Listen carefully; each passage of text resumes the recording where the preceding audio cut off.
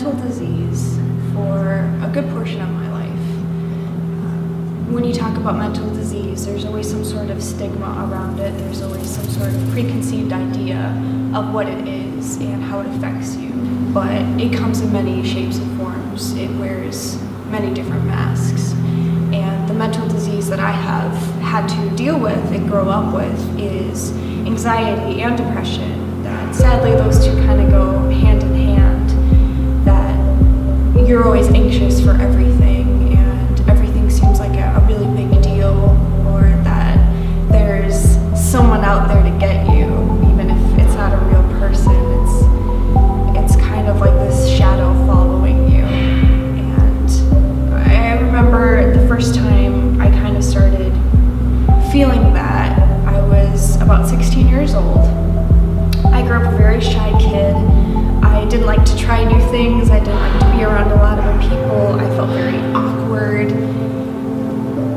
So in order to combat that, in order to work on that, I was put into theater and to get involved in theater. I would always get really nervous before an audition, as normal people would. You know, you're kind of on display and putting on a show for people to judge you and be like, oh, is she good enough? Does she fit this? Is it gonna work? But for me, it was a completely terrifying experience. I would get physically sick the night before auditions. I would be throwing up. My stomach would just be a mess. I would be crying. I would feel like the end of the world was coming. And it's just a simple audition. I mean, nerves are normal. You get kind of antsy, you get the shakes, the jitters, and then you go and you do it and it's over.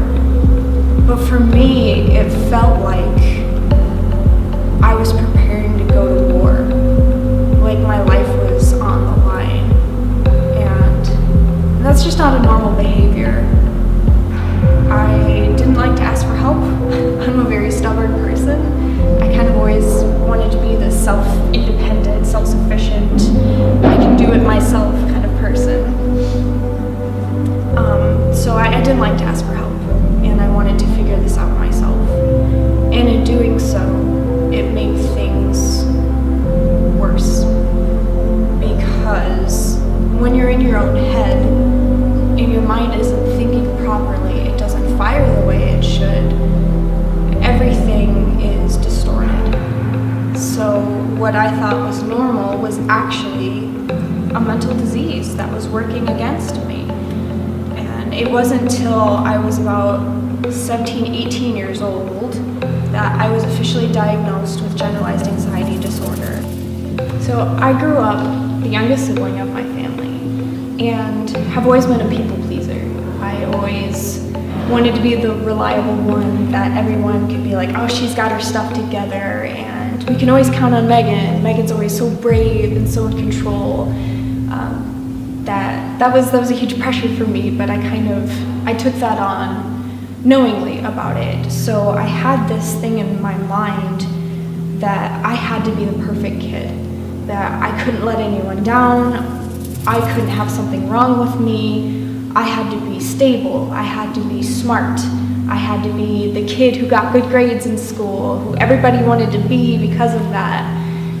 So when I was faced with this, you have an issue that is beyond your control, I didn't know how to react at first, and it was really hard. It was really hard to finally put a face to a name, and having that word disorder being put at the end really made me feel like I was a broken thing. While I was in Kansas City, I had to face myself. I was alone, I was 8 hours away from my family and my friends, and kind of had to figure life out for myself. And in that, I had to face my demons head on, and I had to see them in their face and what they look like. And my anxiety started peaking there, where I was terrified every day. It hit me the moment I woke up that my stomach was just unsettled. I wasn't looking forward to the day. I was sick and tired of life and what it was like, and fell into probably the darkest hole that I've been in my life.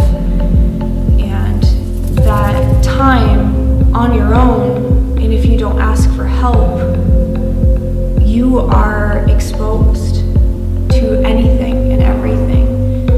When your mind turns on you in your darkest moments, you're lost. And at that time, in the darkness, in that depression, in that anxiety, I fell back on coping mechanisms that were very unhealthy.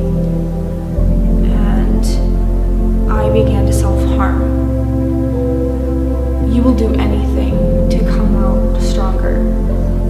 And I think there's this huge stigma on self-harm that people cut, people hurt, people burn themselves, whatever it is, because they're pitying themselves or because they don't want to live.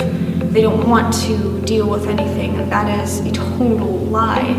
It is a coping mechanism to keep you alive. It is a flash moment in your life where you feel outside of your body, staring inwardly, going, how am I going to make it through this next minute? What do I do? You don't think about where you're going to cut. You don't think about how it's going to feel. It could be your stomach, it could be your chest, it could be your arm, it could be your leg. It doesn't matter. It's whatever's close. It's whatever's going to get you through that moment. Your mind and your body just come up with it in a moment. And there it is. And then it's over. And you don't have a panic attack and you don't have problems. You made it through that moment. You get this adrenaline rush that helps you through the moment, and you feel strong. You feel invincible because you made it through. It's a really messed up perception, but it's the only reality that makes sense at the moment.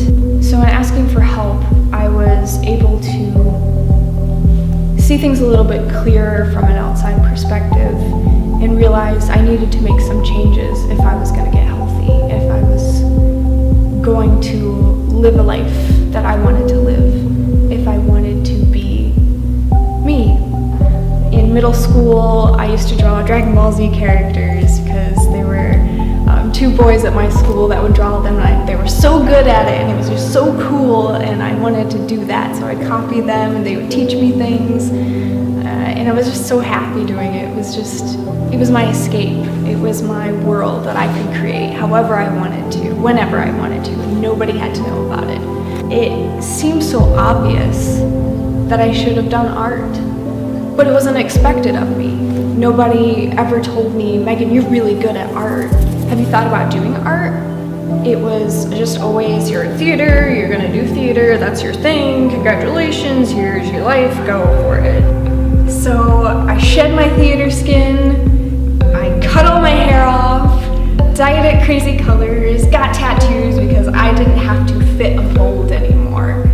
I could finally embrace crazy, artistic, wild Megan. I could finally fit in my own skin, and I could create my own skin. And it felt like for the first time, I could be normal. Normal is such a relative term. What is normal? Who is normal? My normal looks like this. My normal is having panic disorder. My normal is dealing with depression daily. My normal is looking like a 90s reject.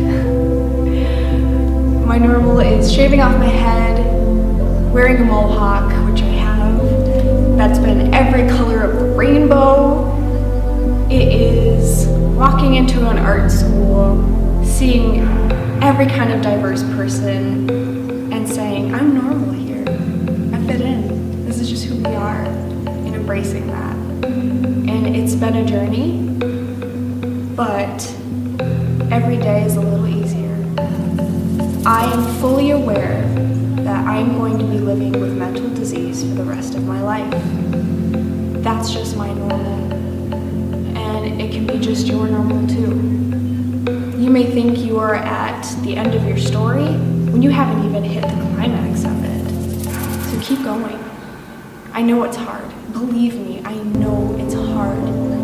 I know that in that darkness, it's really hard to see a tiny little light flickering. That's supposed to be your hope.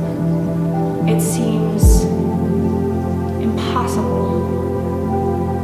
But you gotta hold on to your tiny little light until you meet another person with a tiny little light. That together, that light is a little bit stronger with every person you meet, and you realize you're not in this alone. That there is a way out. It is long, it is hard, but you can do it. And it may not be what you expect. You may expect one day you're just healed. You don't have to deal with this anymore. One day you wake up and your brain's healthy. And if that happens, awesome, how cool. But if it doesn't, it's okay. It's okay. And it will be okay.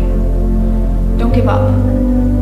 Because you may just be like I was in theater, not sure of yourself or where you're at, or what you're supposed to do, or what happiness and fulfillment feel like. But you can find it. Tell your story. Because this life isn't over, and it's not going anywhere. So take control, and just try, and know that you're not alone. And that together, we have to break this